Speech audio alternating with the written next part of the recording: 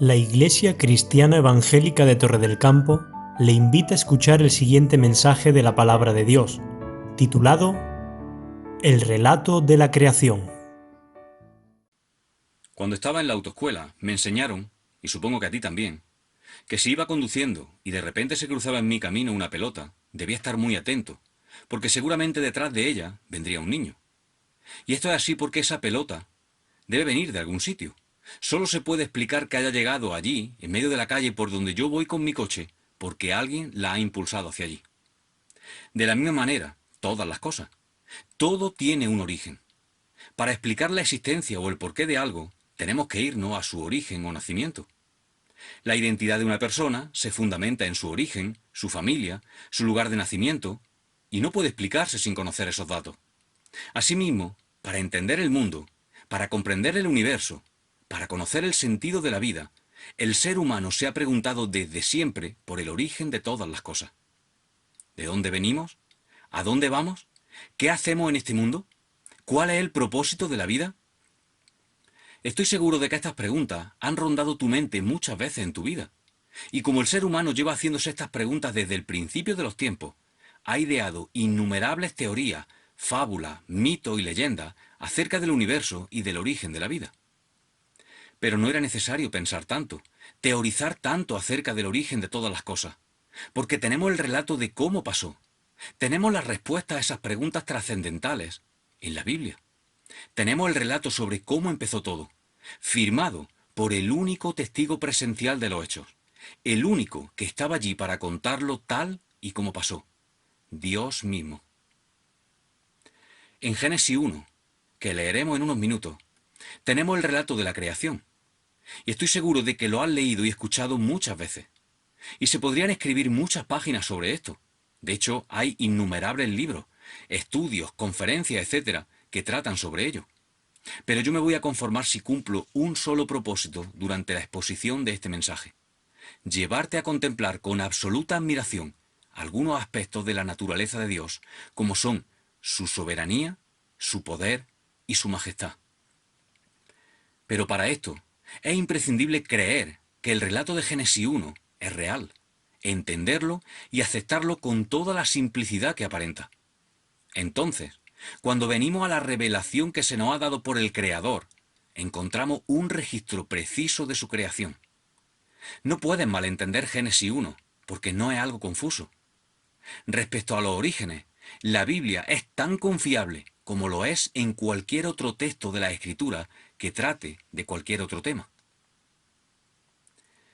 En el principio creó Dios los cielos y la tierra. Esto es algo simple. No pueden malinterpretar esto. Es algo simple, pero muy profundo al mismo tiempo. Este primer versículo de la Biblia nos dice de forma muy clara que Dios es el origen de todas las cosas. En el principio, para empezar, Dios creó el tiempo. El tiempo no existía antes de la creación porque Dios es un ser eterno, que ya estaba allí desde siempre, desde la eternidad y hasta la eternidad. Así que cuando dice en el principio creó Dios, fue entonces cuando el tiempo echó a andar. La Biblia dice que Dios creó todo lo que existe de la nada y en 6 días. 6 días naturales, con su tarde y su mañana, como dice el texto de Génesis 1. Día 1, día 2, día 3, y en cada día dice el texto que fue la tarde y la mañana de cada uno de esos días. Mira, lo primero que necesitas para acercarte a este texto es fe. O crees lo que las Escrituras dicen, o no lo crees. Puedes aceptarlo o rechazarlo, pero lo que no puedes hacer es alterarlo. Y me puedes decir, ¿pero qué hay acerca de la ciencia? ¿Acaso no debemos aplicar el conocimiento que ha aportado la ciencia sobre los orígenes del universo a Génesis 1? Bueno, permíteme ayudarte. Tienes que quitar de tu mente esa idea de que hay que traer algún tipo de información científica a Génesis 1. Si entiendes esto, va a librarte de confusión y duda innecesaria. Voy a decirlo de otra manera. No hay algo tal como la ciencia de la creación. No existe, porque no hay explicación científica para la creación. La ciencia genuina y verdadera sí puede probar que la evolución no ha sucedido ni está sucediendo, pero eso no nos dice nada acerca de la creación. El método científico está basado en estos pasos: observación, verificación y repetición. La creación no tuvo observadores, no puede ser verificada y no puede ser repetida.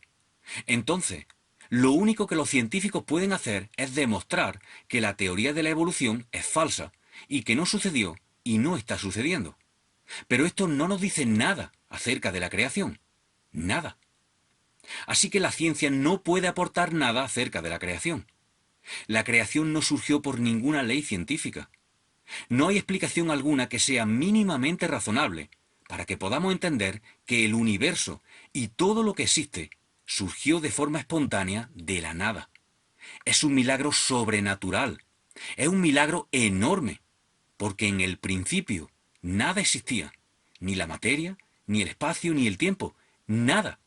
Y Dios, con la palabra de su poder, habló y todo existió. Así que, si dejas de intentar conciliar la ciencia con la creación, va a librarte de esfuerzos inútiles. El único registro verídico que existe sobre cómo fue el origen de todo lo que conocemos está en Génesis 1. En ningún otro libro de ciencia, filosofía, religión, en ningún otro documento en el mundo vamos a encontrar otra explicación razonable de cómo empezó todo. La ciencia puede explicar cómo es la materia, cómo operan las leyes naturales, cómo se mueven los planetas y las galaxias, cómo funciona una célula por dentro, pero esto no nos dice nada del origen de las cosas. Te voy a poner un ejemplo.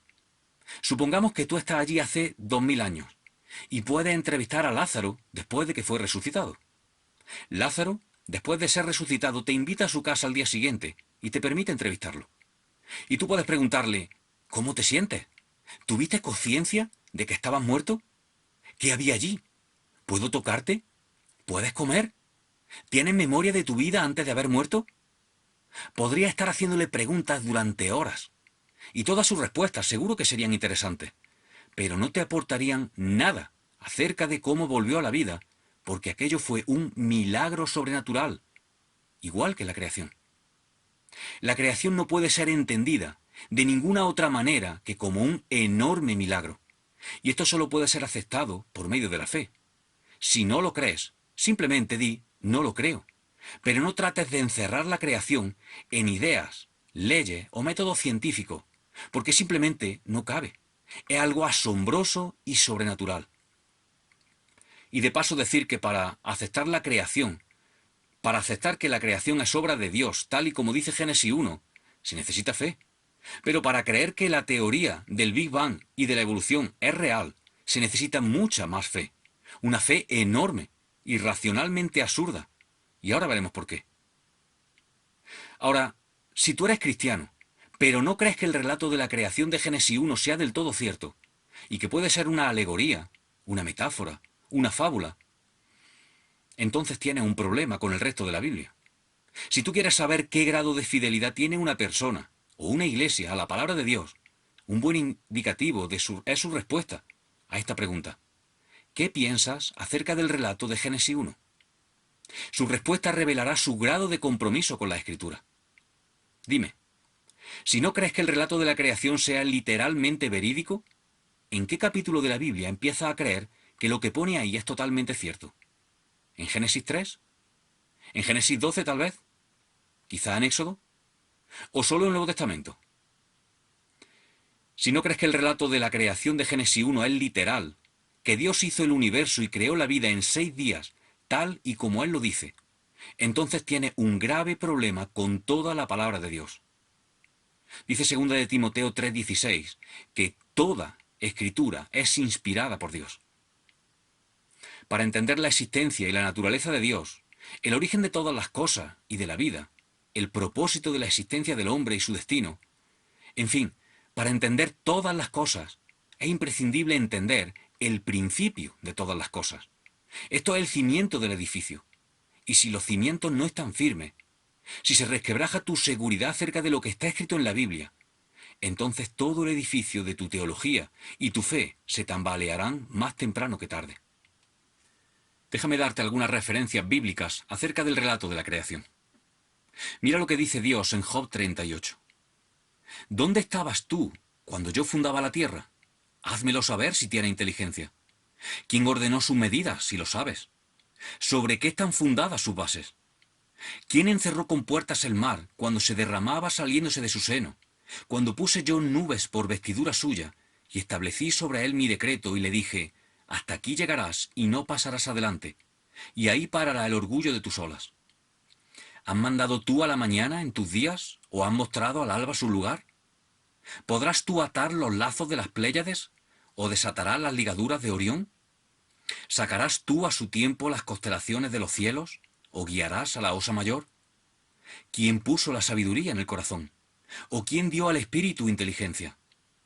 Y así sigue Dios preguntando a Job durante 4 capítulos, hasta que él reconoce su ignorancia y la majestad y el poder de Dios. Mira también lo que dice el resto de la Biblia acerca del relato de Génesis 1. Salmo 104. Bendice alma mía a Jehová. Él fundó la tierra sobre sus cimientos. Con el abismo como vestido la cubriste. Hizo la luna para los tiempos.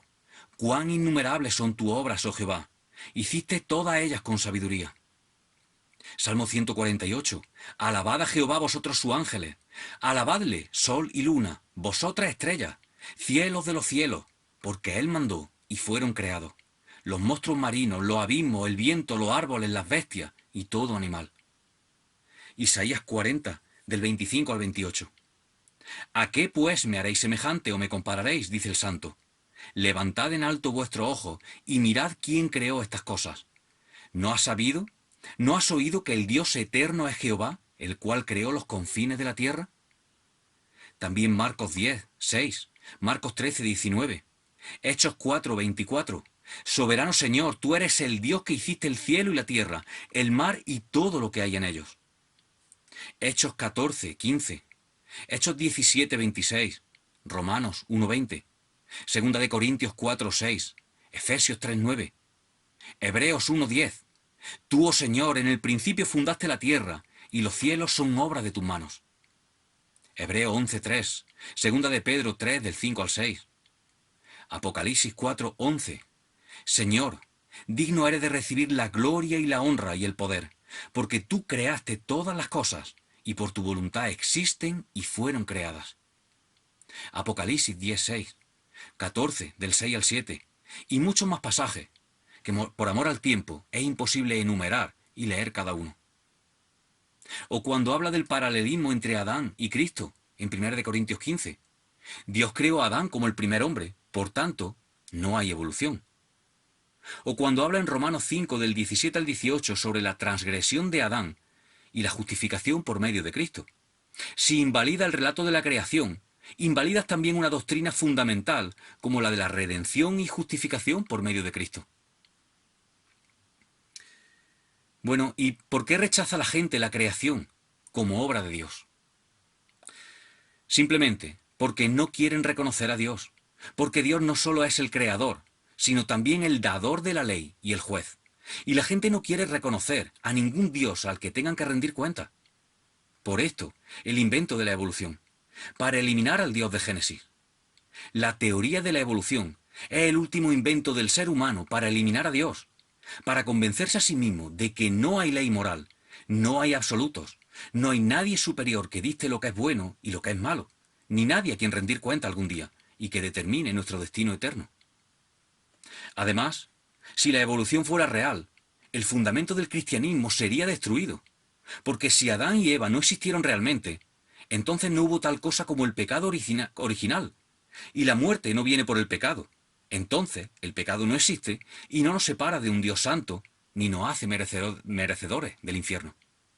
Así pues, no necesitaríamos un Salvador, y por tanto la vida, la muerte y la resurrección de Cristo no tendrían sentido, no sería necesaria.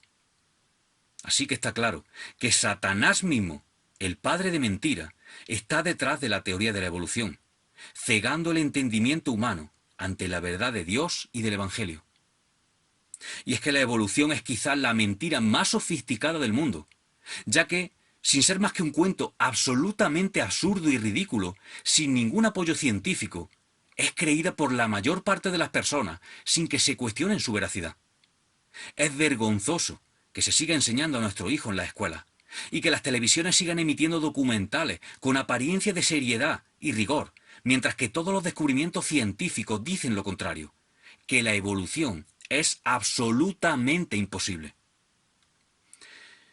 La evolución humanista, atea, lleva 100 años adoctrinándonos poco a poco, teniendo cada vez mayor aceptación popular en el mundo, en la educación, en la televisión, las universidades, las publicaciones, que afirman que la evolución es algo probado, que ya no necesita investigarse más y que la mayor parte de la comunidad científica está de acuerdo con esta teoría. Pues bien, déjame decirte que esto es rotundamente falso. Miles de científicos alrededor del mundo se han organizado para firmar un documento en el que rechazan abiertamente la teoría de la evolución y su respaldo al darwinismo. Y aunque hay cientos de datos que podría dar, solo voy a comentar brevemente algunas razones de por qué la teoría de la evolución es falsa y rotundamente absurda.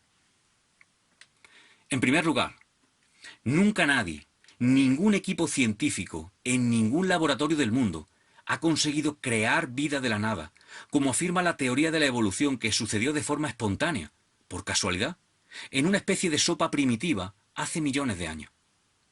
Creer esto es como creer que si en un gran contenedor echamos un camión de arena, otro de cemento, otro de hierro, un poco de cristal, un poco de madera, otro tanto de yeso, etc., por casualidad, todo aquello se va a transformar en una casa.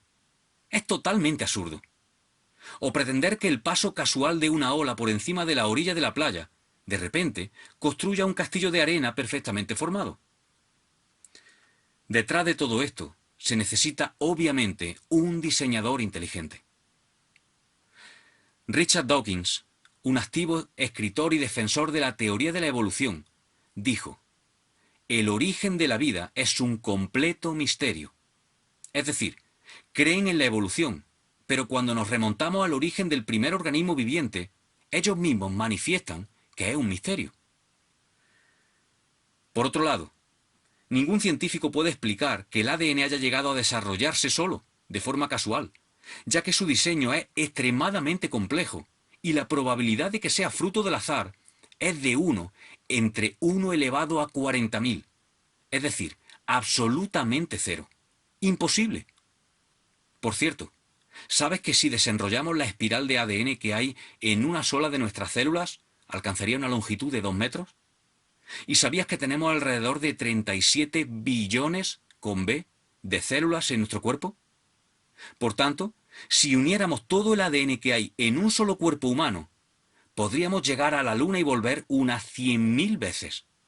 Ahí está la información codificada sobre cómo crece y se desarrolla cada célula de un cuerpo. Y es tan tremendamente compleja que es ridículo pensar que eso haya llegado a ser así, fruto de la casualidad. Anthony Flew, el pensador ateo más influyente del siglo XX, anunció en 2004 que aceptaba la existencia de Dios. Él dijo: "El ADN me ha mostrado, por su increíble complejidad, que una inteligencia superior tuvo que intervenir para que los elementos tan diversos se juntaran. En resumen, mi descubrimiento de Dios ha sido la peregrinación de la razón, más que de la fe". Ya en 1970, el doctor Ernest Chain, premio Nobel por el desarrollo de la penicilina, rechazó la evolución porque era una hipótesis no basada en evidencia y era irreconciliable con lo hecho. Él manifestó, atento a sus palabras: "Estas teorías evolucionistas son una grosera sobresimplificación de un montón de hechos inmensamente complejos e intrincados, y me sorprende que sean tragados tan rápidamente y sin críticas, y por tanto tiempo, por tantos científicos, sin un murmullo de protesta".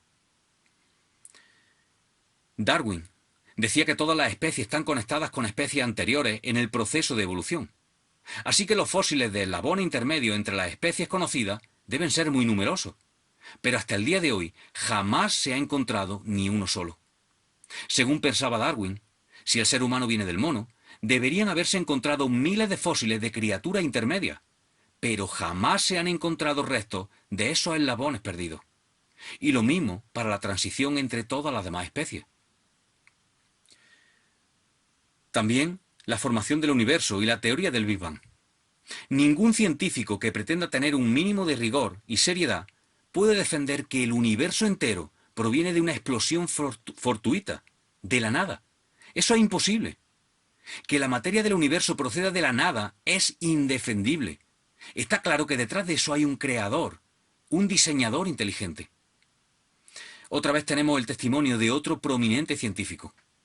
Alan Sandage es astrónomo y es considerado como uno de los más grandes cosmólogos en el mundo. Él declaró: decidí ser cristiano a los 50 años, basado en décadas de investigación científica, llegando a la conclusión de que el origen del universo debió ser el resultado de un evento sobrenatural que no puede ser explicado por la física. La súbita aparición de la materia, espacio, tiempo y energía apunta claramente a un creador inteligente. También escribió: muchos científicos son conducidos a la fe por sus propios trabajos, pero se niegan a abrirse, pues el rechazo que reciben por gran parte de la comunidad científica y las instituciones gubernamentales es brutal. Y quiero terminar con esta argumentación sobre la imposibilidad de la evolución, con las palabras del doctor Ben Carson, un neurocirujano pediátrico. Él manifestó: cuanto más entiendes de ciencia, menos puedes creer que es por casualidad. Solo mira al cerebro, con sus millones y millones de neuronas.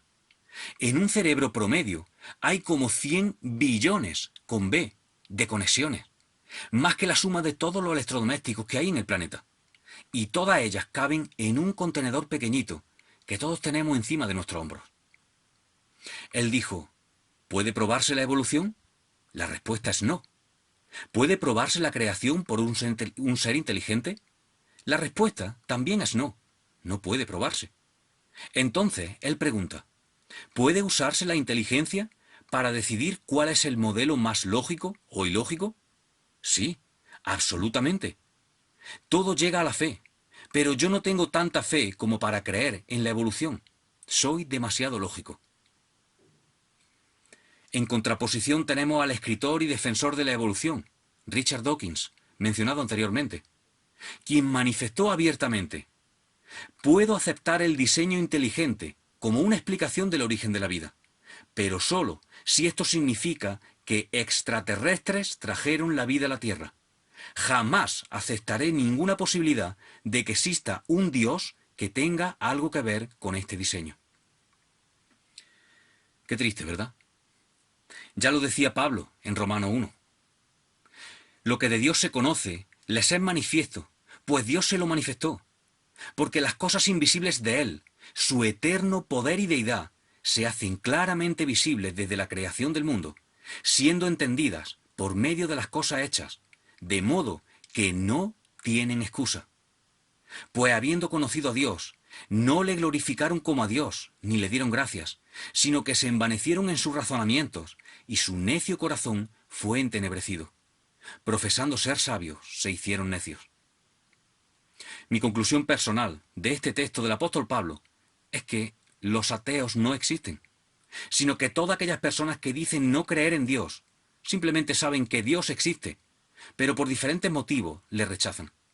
Por eso, cuando se presenten delante del Dios vivo y verdadero, no tendrán excusa. Así que está claro que la evolución no ha existido ni existe, porque ya en Génesis 1 dice que Dios creó a cada animal y a cada planta según su especie. Y habrá quien pregunte: ¿y qué pasa con las especies que son tan diferentes según en qué parte de la Tierra vivan? Bueno, podemos comentar brevemente que una cosa es la adaptación al medio y otra la conversión en otra especie. Es posible que una especie haya desarrollado características especiales, diferentes como el color del pelo o el tamaño, pero no que se haya transformado en otra diferente. Así que, desmontado el mito de la evolución, algo que creo que es muy necesario que tengamos claro para que, como decía el apóstol Pedro, podamos presentar defensa ante todo aquel que demande razón de la esperanza que hay en nosotros, quiero pasar a analizar brevemente los 7 días de la creación, descritos en el pasaje de Génesis 1. La Biblia comienza con una declaración monumental. En el principio creó Dios los cielos y la tierra. Y con esa declaración, la Biblia afirma que todo el universo y todo lo que en él existe es producto del acto creador de Dios. Y cuando dice todo, es todo lo que existe, desde la galaxia más grande y lejana hasta los microorganismos más pequeños, como las proteínas que forman el ADN del que depende la vida. Y Dios creó todo de la nada. No había materia preexistente. Dice Hebreos 11, versículo 3. Por la fe entendemos haber sido constituido el universo por la palabra de Dios, de modo que lo que se ve fue hecho de lo que no se veía. Nada existía. Y Dios, con la palabra de su poder, habló y todo existió de la nada. Entonces surgen tres preguntas. ¿Cómo? ¿Cuándo? ¿Y por qué? ¿Cómo creó Dios? ¿Cuál fue el proceso? Es muy simple. Versículo 3. Y dijo Dios, sea la luz, y fue la luz. Versículo 6. Y Dios dijo, haya expansión en medio de las aguas, y fue así. Versículo 9. Y dijo Dios, júntense las aguas, y fue así. Versículo 11. Y dijo Dios, produzca la tierra hierba verde y árbol con su fruto, y fue así. Versículo 14, versículo 20, 24, 26. Y dijo Dios, y fue así. Dios habló e hizo que todo existiera de la nada. Este es nuestro gran Dios. Salmo 33, versículos 6 y 9 dice, por la palabra de Jehová fueron hechos los cielos y todo el ejército de ellos, por el aliento de su boca. Porque Él dijo, y fue hecho. Él mandó y existió. La creación es Dios llamando a la existencia a lo que no existe. Dios, en su soberanía, tomó la decisión de hacer que todo existiera, porque quiso, y habló, y todo fue. Juan 1, versículo 3 dice, todas las cosas por Él fueron hechas, y sin Él, nada de lo que ha sido hecho fue hecho. No hay nada que exista que Dios no creara. Entonces, ¿cómo creó Dios? La respuesta es con la palabra de su poder. Dios habló y todo existió. ¿Y cuándo pasó esto? Bueno, la ciencia nos dice que hace entre 4 y 5 mil millones de años, pero porque necesitan un espacio de tiempo enorme para sustentar la teoría de la evolución, que ya hemos visto que es imposible y totalmente irracional. Y tú puedes preguntar, ¿y los fósiles? Bueno, está claro que algo pasó en la historia de este planeta. Un cataclismo mundial que provocó la muerte de millones y millones de seres vivientes y los dejó sepultados bajo capas de tierra y piedra, de manera que hoy se siguen descubriendo miles de ellos. ¿Qué fue? Pues también encontramos la respuesta en la Biblia. El diluvio de Génesis 6 y 7, que ya veremos en semanas posteriores, pero que ya te adelanto que no fue solamente lluvia, sino que una especie de gigantesco tsunami arrasó la superficie terrestre, removiendo totalmente todo lo que había en ella. Entonces, ¿cuánto tiempo hace de la creación? Bueno, vamos a hacer cuentas. Desde la creación del cielo y la tierra hasta la creación del hombre, pasaron 6 días. Y partiendo de Adán y Eva en Génesis 5, sumando todas las generaciones hasta el diluvio, tenemos 1656 años. Del diluvio a Abraham tenemos 225 años. Desde Abraham tenemos 430 años en Egipto, 40 años en el desierto, 7 años conquistando Canaán, 350 años de jueces, 110 años del Reino Unido bajo el reinado de Saúl, David y Salomón, 350 años con el reino dividido entre Judá e Israel. Entonces viene la cautividad en Babilonia, que son 70 años, y después el regreso y la reconstrucción, que son 140. Así que desde Abraham hasta la reconstrucción de Jerusalén e Israel después de la cautividad, tenemos unos 1500 años aproximadamente. Después, entre el Antiguo Testamento y el Nuevo, tenemos unos 400 años de silencio.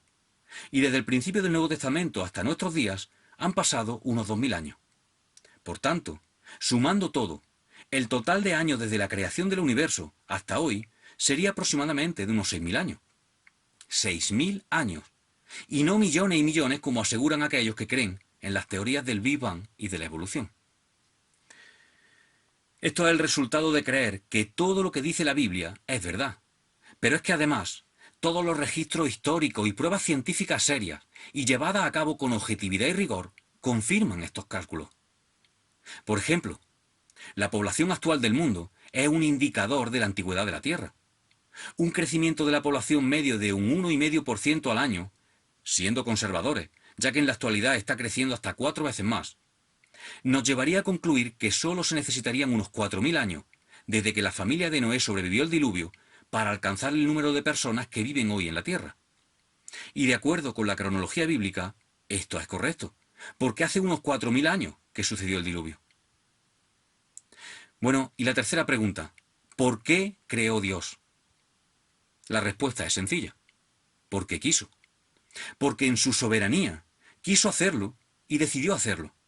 Y su propósito al crear el universo y todo lo que en él existe era desplegar su gloria, su poder y su majestad ante los ángeles, como también ante la humanidad, que llegaría a valorar su gran poder creador.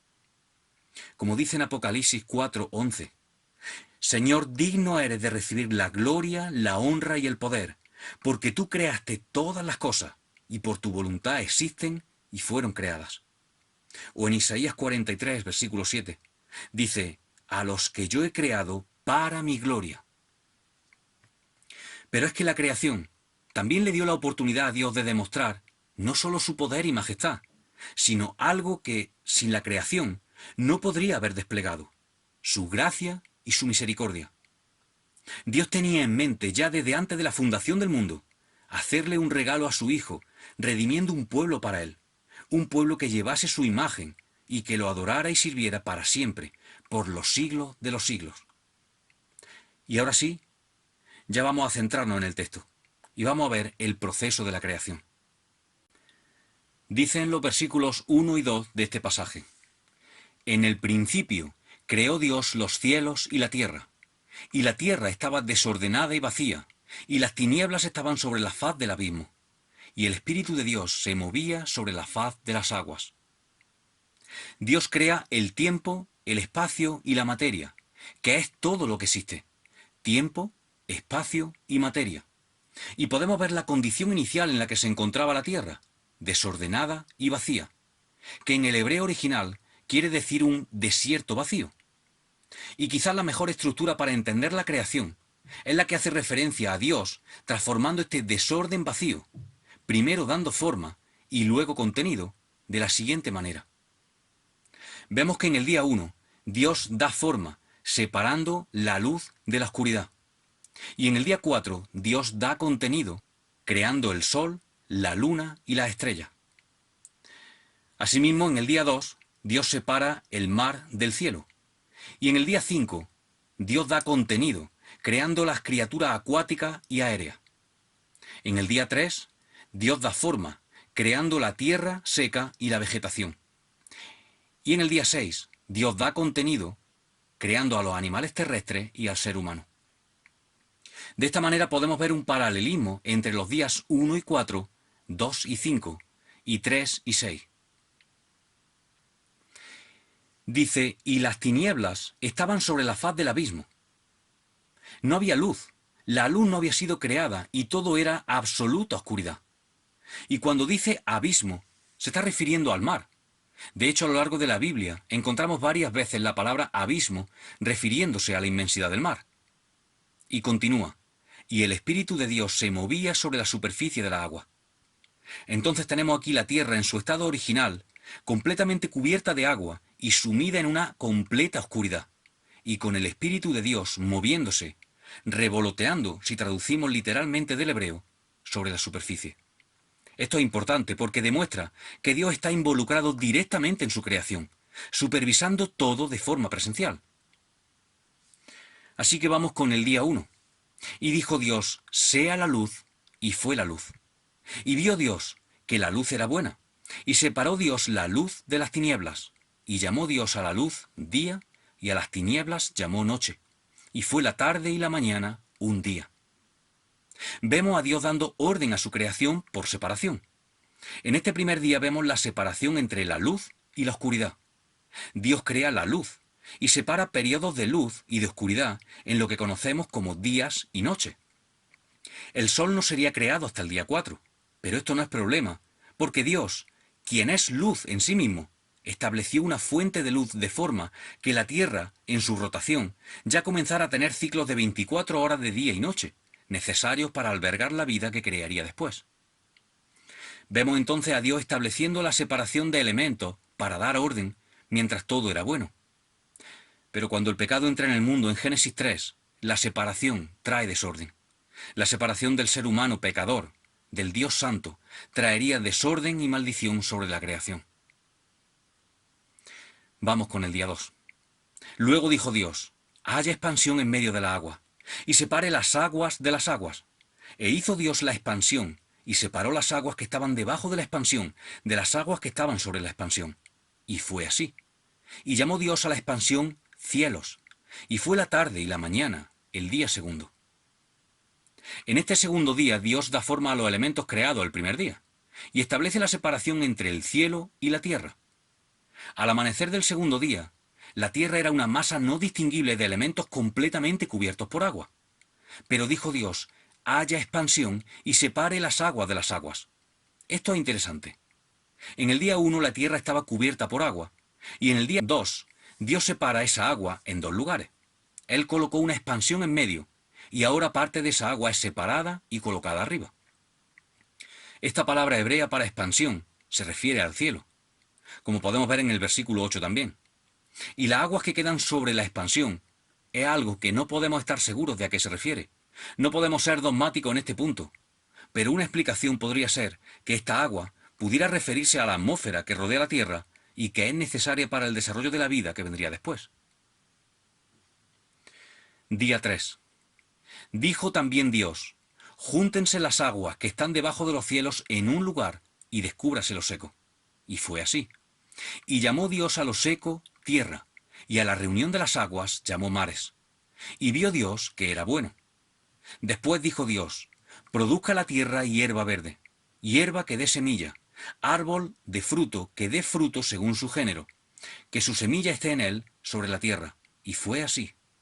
Produjo pues la tierra hierba verde, hierba que da semilla según su naturaleza, y árbol que da fruto, cuya semilla está en él, según su género. Y vio Dios que era bueno. Y fue la tarde y la mañana, el día tercero. En este tercer día, Dios sigue dando orden y establece la separación entre las aguas que cubrían el planeta y la tierra seca. Y fue así. Dios puso límite a las aguas y las juntó en un solo lugar, separándolas de la tierra seca. Esto parece una declaración simple, pero ¿puedes imaginarte el gigantesco cataclismo que tuvo lugar cuando Dios habló y dio esta orden? La tierra estaba totalmente cubierta por agua, y de repente toda la estructura de la tierra tembló y se removió para que los continentes, las montañas, empujaran hacia arriba, emergieran de las aguas y quedaran al descubierto. Y puso Dios nombre a ambas partes. A lo seco llamó tierra, y a las aguas mares. Y vio Dios que era bueno, porque ahora la tierra era habitable. Ahora tenemos el planeta compuesto por tres partes: tierra, mar y aire. Entonces Dios llama a la existencia, a la vegetación, para que cubra la tierra, tanto las plantas que dan semilla como los árboles que dan fruto.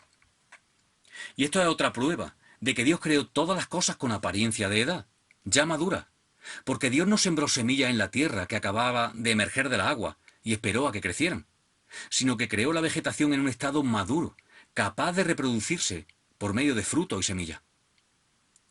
Dios creó la primera forma de vida más simple, las plantas, para que sirvieran como alimento a las formas de vida más complejas que vendrían después, los animales y los seres humanos. Y una cosa importante aquí es que Dios creó cada planta diferente, creó la diversidad, cada una según su género y su especie, descartando totalmente cualquier posibilidad de proceso evolutivo.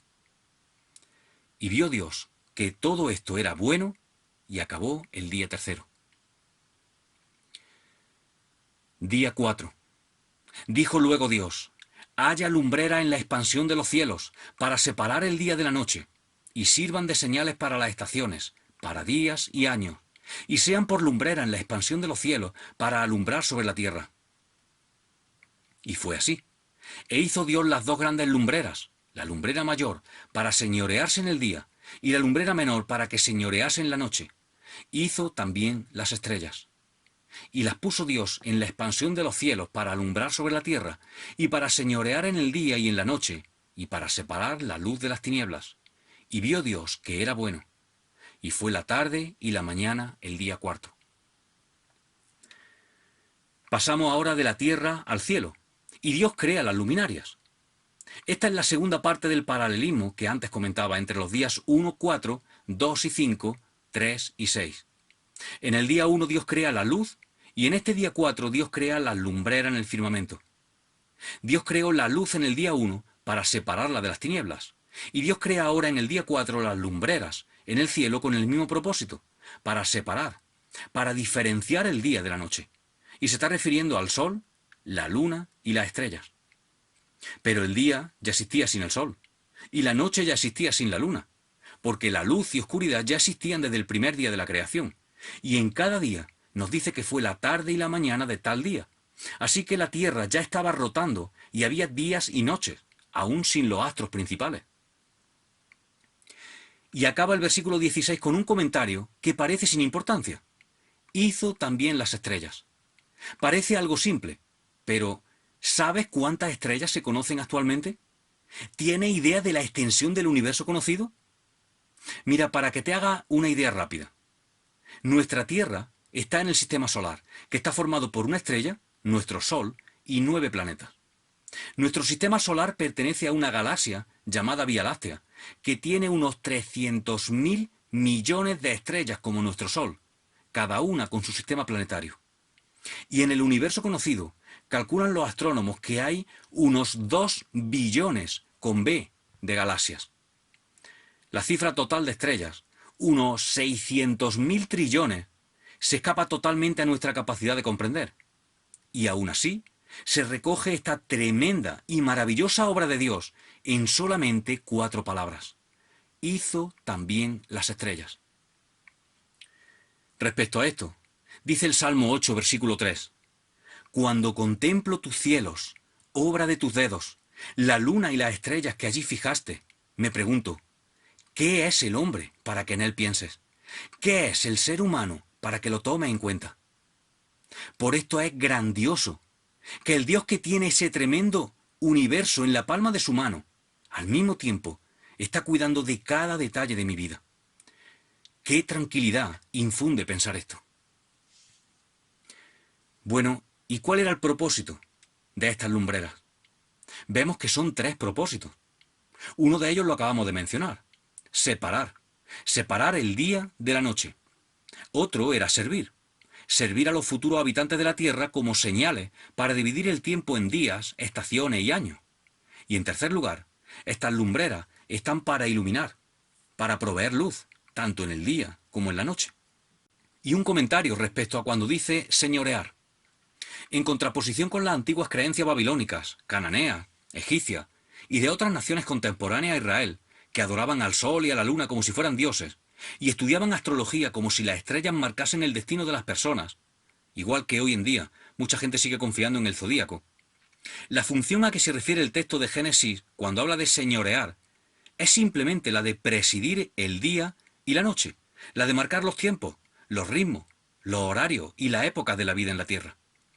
Por eso, en el texto queda claro que son obra de Dios, del único Dios, y que fueron creadas con el propósito de servir. Respecto a esto, dice el Salmo 136, versículos 5 al 9. Dad gracias al Señor, al que con inteligencia hizo los cielos, al que expandió la tierra sobre la agua, al que hizo las grandes luminarias, el sol para iluminar el día, y la luna y las estrellas para iluminar la noche. Y termina esta sección diciendo de nuevo, y vio Dios que era bueno, y fue la tarde y la mañana el día cuarto. Por si alguien tiene aún dudas, esto lo hizo Dios en un plazo de 24 horas, en un solo día como hoy lo conocemos. Día 5. Dijo Dios, produzcan las aguas seres vivientes, y aves que vuelen sobre la tierra en la abierta expansión de los cielos.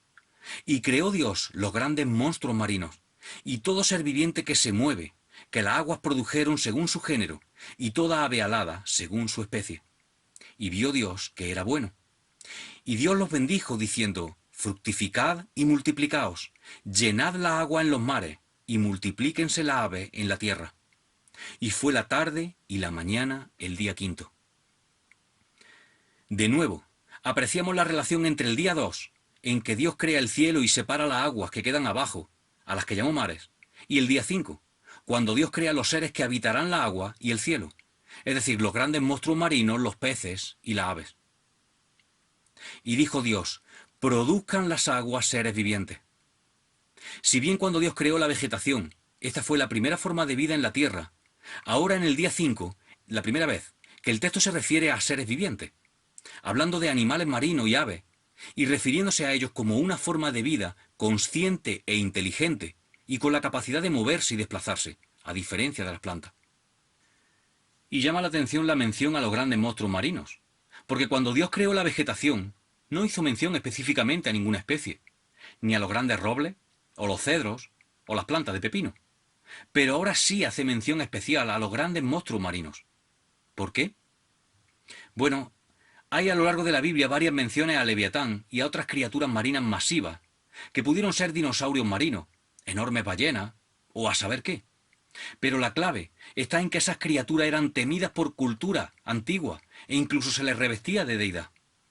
Por eso, esta sección del relato de la creación quiere dejar nítidamente claro que cualquier animal marino, por monstruoso que fuera, era una criatura del único Dios todopoderoso y verdadero.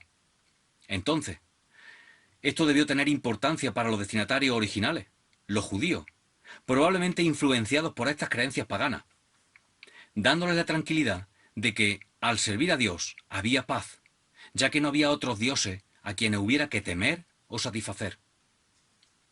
Y es importante volver a incidir que el texto dice, de nuevo, que todo fue creado según su género y según su especie.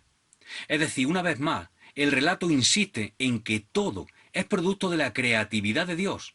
No hay lugar para la evolución de la especie. Todas las especies diferenciadas fueron creadas con la variedad que conocemos hoy, y en un solo día. Y vio Dios que todo era bueno, así que nada de lo que fue creado necesitó evolucionar. Todo era perfecto.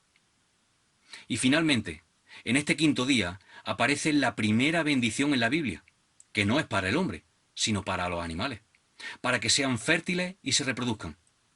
La misma bendición, fructificad y multiplicaos, fue dada también al ser humano un poco más adelante, en Génesis 2, y también en Génesis 9, después del diluvio. Día 6. Luego dijo Dios, produzca la tierra seres vivientes según su género, bestias y serpientes y animales de la tierra según su especie. Y fue así. E hizo Dios animales de la tierra según su género, y ganado según su género, y todo animal que se arrastra sobre la tierra según su especie. Y vio Dios que era bueno. Entonces dijo Dios, hagamos al hombre a nuestra imagen, conforme a nuestra semejanza, y señoreen los peces del mar, en las aves de los cielos, en las bestias, y en toda la tierra, y en todo animal que se arrastra sobre la tierra. Y creó Dios al hombre a su imagen, a imagen de Dios lo creó, varón y hembra los creó. Y los bendijo Dios y les dijo, fructificad y multiplicaos, llenad la tierra y sojuzgadla, señoread en los peces del mar, en las aves de los cielos, y en todas las bestias que se mueven sobre la tierra. Y dijo Dios, he aquí os he dado toda planta que da semilla, que está sobre toda la tierra, y todo árbol en que hay fruto y que da semilla, os serán para comer. Y a toda bestia de la tierra, y a todas las aves de los cielos, y a todo lo que se arrastra sobre la tierra, en que hay vida, toda planta verde les será para comer. Y fue así. Y vio Dios todo lo que había hecho, y he aquí que era bueno en gran manera. Y fue la tarde y la mañana el día sexto. Estamos en el sexto día, y de nuevo apreciamos la relación entre el día 3, en el que se crea la tierra seca, y el día 6, en el que se crean las criaturas que la habitan. Y por fin hemos llegado al día estrella de la creación, el día creativo, al que se le dedica más porción del relato, y el único día tras el cual Dios no dice que vio lo que había hecho y aquí era bueno, sino que dice tras acabar este día que era bueno en gran manera.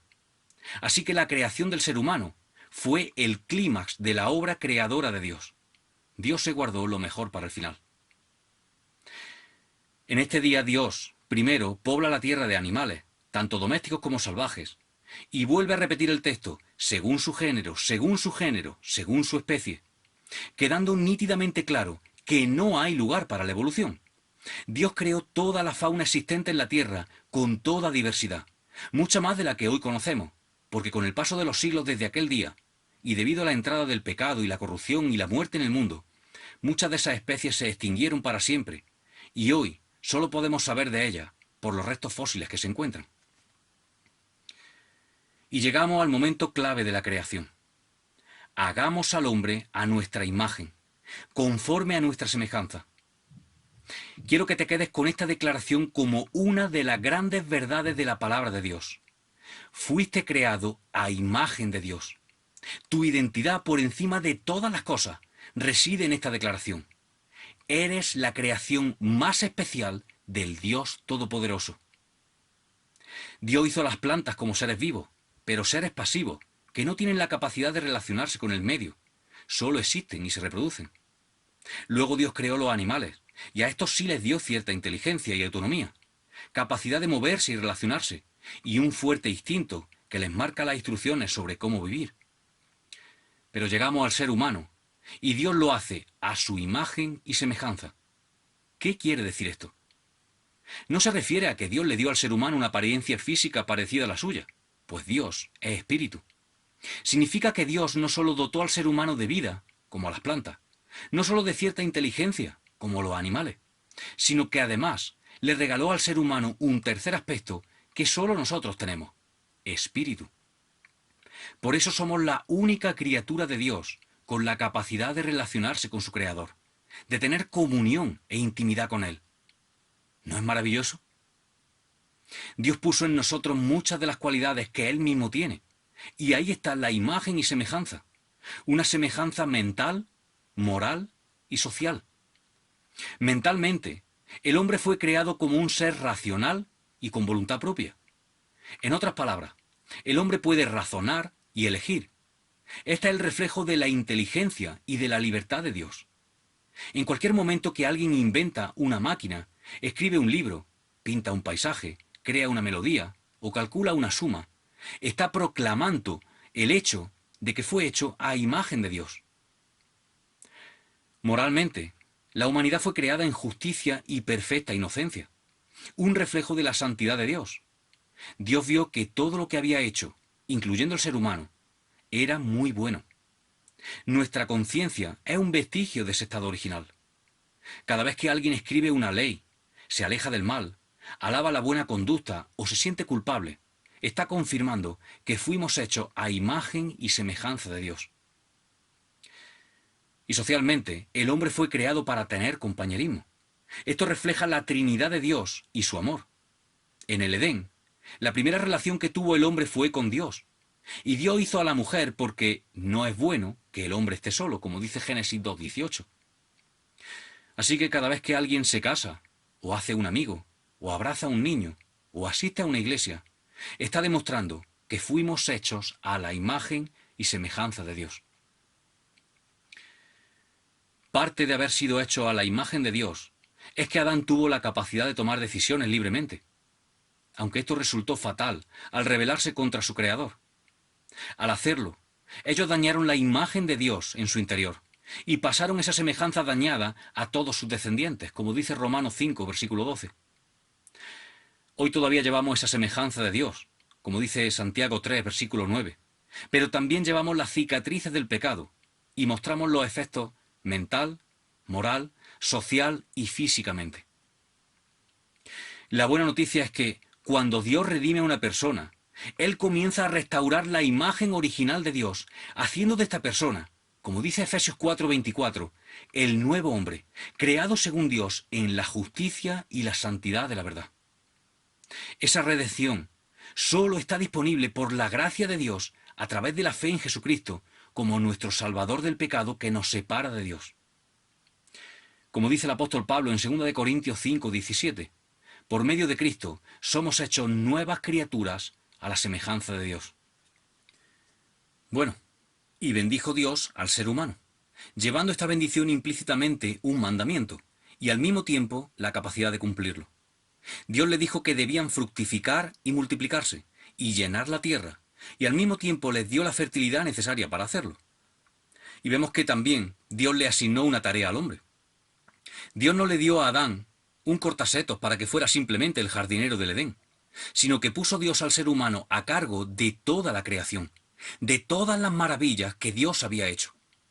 El ser humano tenía el tremendo privilegio y la responsabilidad de ser representante de Dios en la tierra, estando toda la creación a su servicio para que la disfrutara y la administrara correctamente. Y no pasa por alto el detalle de que, en un principio, tanto el ser humano como todos los animales eran herbívoros. No había pecado, por tanto, no había muerte. Por tanto, todos los seres vivos se alimentaban de plantas con semillas y de árboles con su fruto. Qué maravillosa sería la naturaleza así, ¿verdad? Sin muerte, sin dolor, sin sufrimiento. Y vio Dios todo lo que había hecho, y he aquí era bueno en gran manera. Y fue la tarde y la mañana el día sexto. Día 7. Capítulo 2 de Génesis, versículo 1. Fueron pues acabados los cielos y la tierra, y todo el ejército de ellos. Y acabó Dios en el día séptimo la obra que hizo, y reposó el día séptimo de toda la obra que hizo. Y bendijo Dios al día séptimo, y lo santificó, porque en él reposó de toda la obra que había hecho en la creación. No disminuyamos la importancia del séptimo día. ¿Qué quiere decir que Dios reposó de su trabajo? ¿Significa que Dios se fatigó y se sentó a descansar en el séptimo día, considerando que había tenido una semana muy atareada y anhelaba descansar? Sería absurdo interpretarlo de esa manera. Dios descansó de su trabajo. Cuando Él terminó sus 6 días de trabajo, miró todo lo que había hecho y vio que era muy bueno, que no había nada más que hacer. Al final de aquellos 6 días, reposó en el séptimo día, porque su obra estaba completa. Él estaba al mismo tiempo estableciendo un patrón de conducta, de vida, para el ser humano, de manera que podamos participar de la bendición de ese día séptimo y unirnos a la creación en alabanza y adoración del Dios creador. Dios debe ser el centro de nuestra vida y nuestras motivaciones cada día, de lunes a domingo. Pero Dios apartó un día para que, de forma especial e intencional, lo dediquemos a la adoración. Dios bendijo y santificó ese séptimo día, y por ello estamos seguros de que hay bendición en dedicarlo a aquello para lo que fue reservado. Y quiero acabar con la lectura, a modo de oración personal, del Salmo 104. Y que este salmo nos haga reflexionar y despierte en nosotros una alabanza sincera a Dios por su infinito poder, soberanía y majestad. Dice el Salmo 104. Alaba, alma mía, al Señor. Señor mi Dios, tú eres grandioso, te has revestido de gloria y majestad. Te cubres de luz como con un manto, extiendes los cielos como un velo, afirmas sobre las aguas tus altos aposentos y haces de las nubes tus carros de guerra. Tú cabalgas en las alas del viento, haces de los vientos tus mensajeros y de las llamas de fuego tus servidores. Tú pusiste la tierra sobre sus cimientos y de allí jamás se moverá. La revestiste con el mar y las aguas se detuvieron sobre los montes. Pero a tu reprensión huyeron las aguas, ante el estruendo de tu voz se dieron a la fuga. Ascendieron a los montes, descendieron a los valles, al lugar que tú le asignaste. Pusiste una frontera que ellas no pueden cruzar, jamás volverán a cubrir la tierra. Tú haces que los manantiales viertan su agua en las cañadas y que fluyan entre las montañas. De ellas beben todas las bestias del campo. Allí los asnos monteses calman su sed.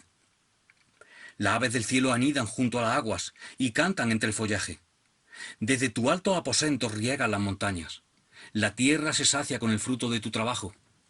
Haces que crezca la hierba para el ganado y las plantas que la gente cultiva para sacar de la tierra su alimento. El vino que alegra el corazón, el aceite que hace brillar el rostro y el pan que sustenta la vida. Los árboles del Señor están bien regados, los cedros del Líbano que Él plantó. Allí las aves hacen sus nidos. En los cipreses tienen su hogar la cigüeña. En las altas montañas están las cabras monteses. Y en los escarpados peñascos tienen su madriguera los tejones. Tú hiciste la luna que marca las estaciones y el sol que sabe cuándo ocultarse.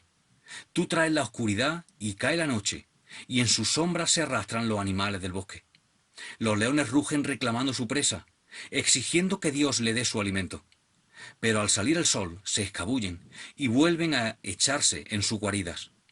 Sale entonces la gente a cumplir sus tareas, a hacer su trabajo hasta el anochecer. Oh Señor, cuán numerosas son tus obras.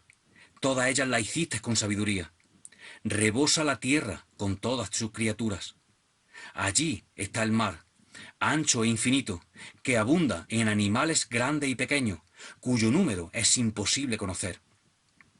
Allí navegan los barcos y se mece el Leviatán, que tú creaste para jugar con él.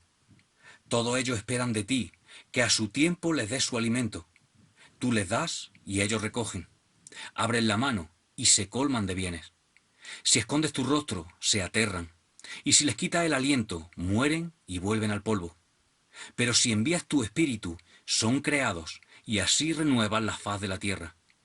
Que la gloria del Señor perdure eternamente. Que el Señor se regocije en sus obras. Él mira la tierra y la hace temblar. Toca los montes y los hace echar humo. Cantaré al Señor toda mi vida. Cantaré salmos a mi Dios mientras tenga aliento. Quiera Él agradarse de mi meditación. Yo, por mi parte, me alegro en el Señor. Amén.